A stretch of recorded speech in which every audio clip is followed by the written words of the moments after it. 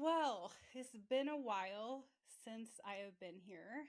And one of the things that I do every year before I start a new year, instead of starting a resolution or setting these goals that I want to accomplish, like, eating healthy, losing weight, like all that stuff, which I think is on everybody's agenda, I try to set intentions of things that I will intentionally put my energy towards. That could be a mindset, that could be meditation, that could be shifting or changing a belief. And I write these down in 10 different on 10 different lines, and then I cut them up and I put them in like a jar, and then up until till the New Year's day I will pull one a day to see which one that I'm going to meditate on and maybe just sit in the background. And then the last one I have left for the year is the one that Spirit and I are going to dive into and make a priority for the year. And wouldn't you know it, the one of the intentions that I wrote was to get back onto YouTube and to start being more consistent in sharing some information and teaching with you all. So here I am, and I'm excited to be back. I have taken a little bit of a break from this. I went on some trips this last year, and when I came back home, I was just really busy and working with my clients and doing healing sessions, and adding in one more thing just felt like too much. And so I decided it's okay for me to step back for a little bit, but Spirit is clearly saying it's time to step back forward. So here I am. So, today I want to talk to you about trusting yourself, trusting your intuition, and allowing yourself to go through these different seasons, such as what I have just gone through, and understanding that the ebb and flow of being a human is just a process of growth, and that when you are forcing yourself to do something that's not in alignment with your truth, that it really isn't going to be propelling you forward or successful, really. You might build some success and some stamina for a while, but that effort that you put in is, if it's not authentically your truth, that eventually is going to fade away, and it's just going to end up becoming more of this like chore for you. And it doesn't mean that things that you put work into, or the things you want to create, don't take energy and time, and it feels like some days are harder to show up. It just means that if you are not truly aligned and excited about stepping into this space that you think you have to be in, that eventually your soul is going to be trying to course correct you into a place that is more aligned for you. And we see this happening in our lives in all types of ways. It could be from getting fired from a job, to losing a connection or relationship, to getting sick. There's all kinds of things that our soul is constantly using to try to get our attention, but we don't always pay attention to that because we kind of propel that out to the world of like, oh, that's just my bad luck, or this always happens, or it's their fault, or something like that will come up. And I know that I have been in that place many times. And, I think about my journey of even getting to where I am at this point in my career and my business and being a spiritual mentor and healer, and how it actually did take a lot of course correction of spirit to get me back in alignment with my truth that I'm here to live here on earth. And before those things started to happen, I think I was just really trying to fit into what society was saying I needed to be.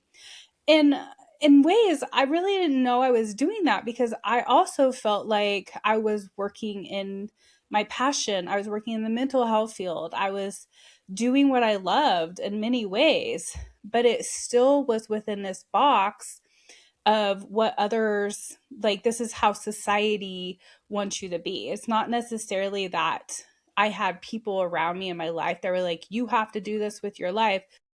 Actually, it was the opposite. And I've always kind of been a little bit rebellious when it comes to doing things that other people tell me to do, just because, probably because I'm an Aries, first of all, but also I've just never been one to conform with the societal norms. And I'm usually the last one to catch up on something. Like I'll sit and watch and I'll kind of, in a way, meditate on what is going on, like a trend. And then if I see that this is something that might benefit me to jump into, not necessarily like to make me, um, more important or successful, but more of a like, is this going to add to my growth and expansion of myself as a human? Is this going to add to my healing of my ego and helping me to feel more connected to myself? And then I'll just jump in after that point. But as I have reflected a lot on this journey of allowing my intuition to guide me back and forth between out of alignment and in alignment, I've been able to reflect into situations and scenarios where I've been able to get to know the voice of my soul, to avoid the pings or the little nudges that I get from my higher self that says, hey, go this way or go this way or do this or do that. And because I am a person that kind of takes time to make decisions, and this can also be based on the way that you're created, like the human design you have. And if you don't know what human design is, that is something that I recommend looking into. There are free tests that you can take online to see what your human design is, and it's very much like your astrology. So, like when you type in to an astrology chart, like your time of birth, your date of birth, your name, where you were born, all that stuff, you get your chart of where the star alignments were, where the planet alignments were, where your sun, moon, and rising, all that stuff. Well, human design is kind of similar to this, just in a different way, that it gives you like a little bit of clarity about how you function with the world around you and how you relate to it. And so I have found, as I've gotten to know myself more, that my way of relating to the world is to kind of take my own time, to not jump into something until I know it's aligned for me. If I'm not getting a yes, absolutely 100% do this, then I will take time and feel it out. And that feeling it out is the part that can get hard and confusing, because that's where you have to get to know, what is my higher self saying? Like there's part of me that wants to do this and part of me that's not. Or maybe this seems really scary and it would be easier not to do this, but maybe I'm supposed to do this. And so that's why getting to know yourself and your intuition and that connection that you have with your higher self is so very important in your journey of alignment and finding the path that you're here to live. And that can be in anything, with relationships, jobs, travel, experiences, whatever that is. Like when you start to include your intuition in your daily life, it becomes easier to connect with it when you start to make bigger decisions. And one of the things I have noticed, especially in the last several months, I've been getting these like little nudges and prompts from my higher self to do something and to create something and to begin to step out a little bit more in different areas of my life. And I'm sitting with it because I'm not 100% sure the details or the how this experience will unfold. There's a part of me where I've been able to fully trust my intuition and higher self enough to know that this thing that is popping up in my reality that I am meant to do will manifest eventually. It is that I'm coming back to myself to come back into the trusting of the timing of the manifestation. And that can be really hard for us. When we think we're supposed to do something, we might have this urge to just run forward and do it, which at times it might be the most beneficial thing for you to do. But there's also moments where your spirit is saying, hey, get ready. This is coming for you, or this experience is something that is aligned for you. But hold on. We have some things to adjust. We have some things to put into place. We have some things over here that are still being worked out. This person needs to do this, whatever it might be. And instead of trusting that guidance of the wait, we propel forward and we push through it. And then we end up getting into situations that maybe we wouldn't have gotten into had we not really trusted our soul's promptings and how it to go about these things. So I'm just going to use one example for this that I know for sure this was an experience where my higher self was telling me to do something that actually caused me a lot of fear. It was shortly after I had my really intense kind of out of body near death experience like thing in 2016, where I was in my backyard mowing my yard. And I have been spiritual my whole life. I just came to earth spiritual. And this day I was going about normal brain activity of thinking and criticizing myself and trying to figure out things. And at the time, I was a really strong Christian, and I had been really studying the end times for about 2 years before this experience happened. And I think in many ways, I was manifesting my awakening through this. But in my backyard, I was mowing, and I know exactly where I was standing when this took place. I heard an audible voice over the right side of my shoulder that said, "You're doing it wrong." And I was a little shocked because it was so real. It was so like loud in my mind. Like I had never heard an external voice so loud that I really thought there's somebody in my yard talking to me. I can't hear them because my mower is going. So I remember turning and looking around and stopping the mower to see who's in my yard, and nobody was there. And so I'm like, that was weird. Like, where did that come from? So I started my mower again and started pushing it. And then I heard it again. "You're doing it wrong. Stop walking in condemnation." And that moment, I realized I am hearing a voice. And so, that may make people sound crazy when they start to say, "Oh, I'm hearing a voice." But that is how our intuition works. Like sometimes it's just like this voice in our head that maybe we ignore sometimes. And so that day, instead of ignoring it, I said, "What am I doing wrong?" And before I knew it, my entire life was flashing before my eyes. I had never felt like this in my life. I remember thinking I had never been so uncomfortable in my life, and I started having this big, like, I don't even know how to describe it, this thought and this feeling of there's more. There's more out there. There's more to this life. There's more to my purpose. There's more to this than being here where I am, working in the job that I'm in, and staying small. There's more.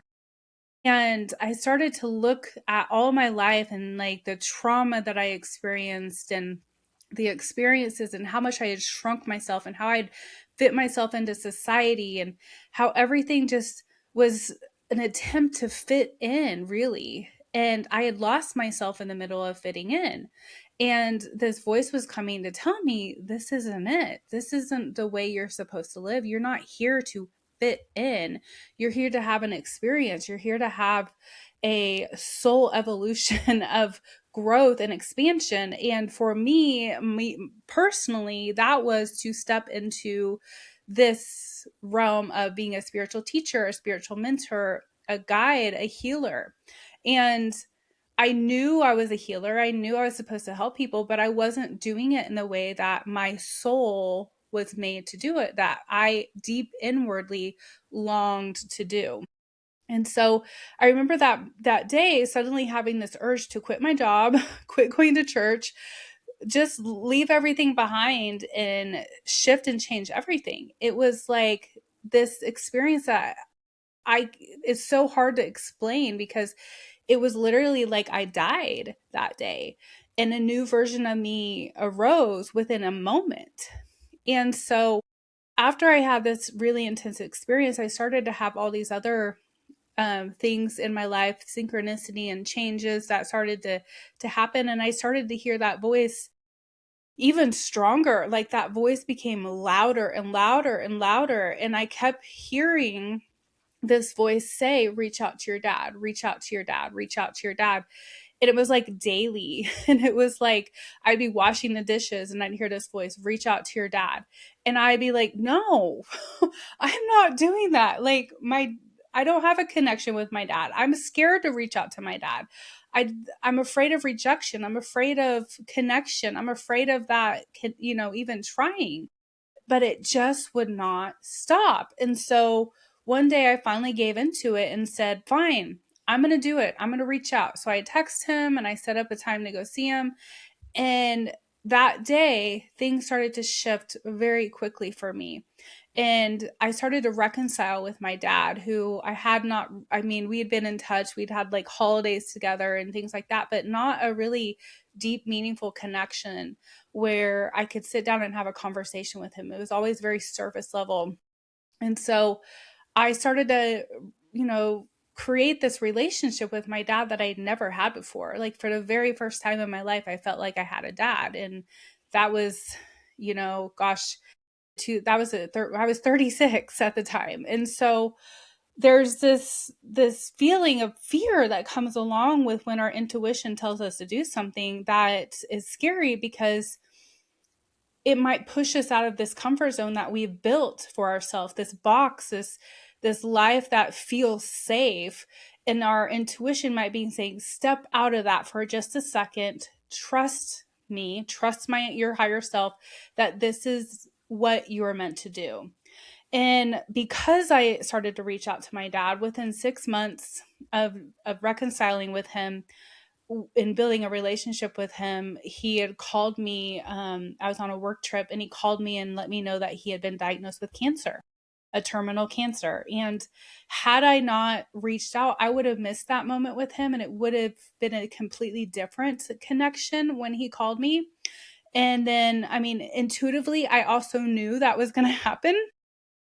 So for the 3 years that he fought that cancer up until 2020, I got to be with him at all of his chemo treatments. I got to go visit him. I got to be a part of his journey of trying to survive this for the remaining part of his life. And then I was with him the night that he transitioned and passed. And that's a whole nother story, because as I was with him that night, I knew exactly when he was going to pass. Like, my intuition and the ability to hear from my higher self and from my soul and then from spirits around me had increased so much because I was beginning to trust it, that I was able to be right beside him when he did transition, which I'm so grateful for. It was so hard. The grief that I felt in that moment and for probably a year after that was so, so deep.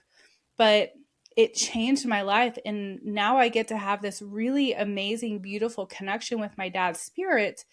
And I think in many ways it's because I reached out to him before he transitioned, because my higher self was preparing me to have that with him before he left.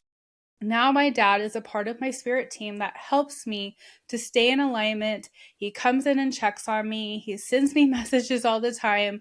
And he's like my spirit bestie. Like, he is the spirit I talk to the most. I talk to my guides and everything a lot, but he's the one that I know, because I know him as my dad when he was here on earth. I know his energy and I know how to communicate with him very clearly.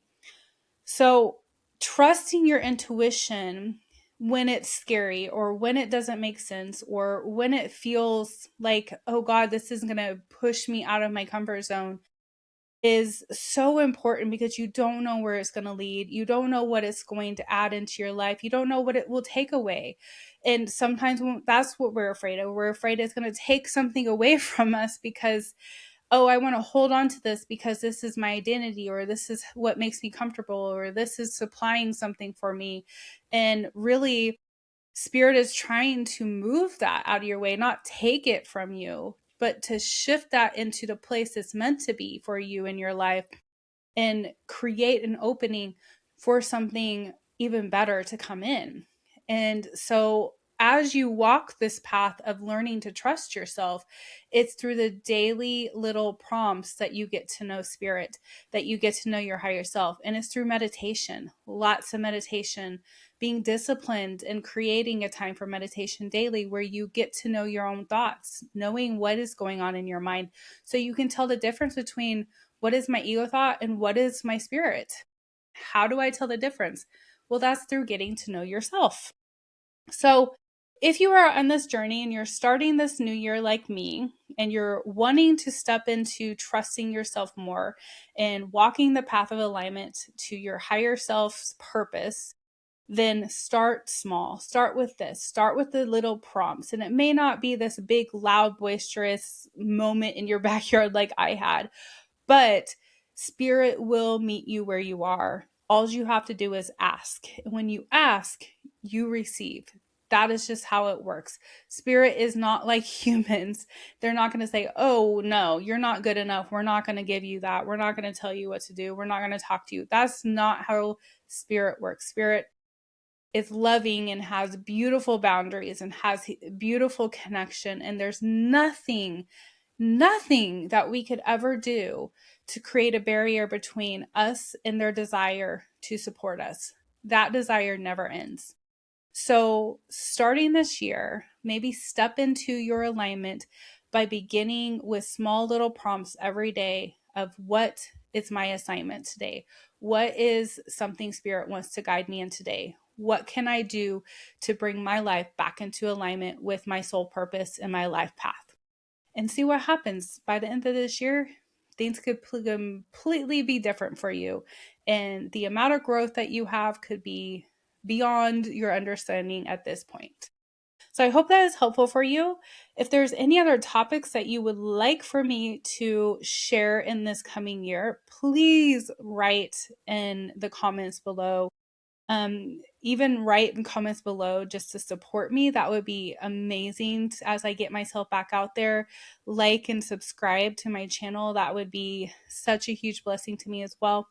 And I look forward to seeing where this journey takes both of us. So, Happy New Year.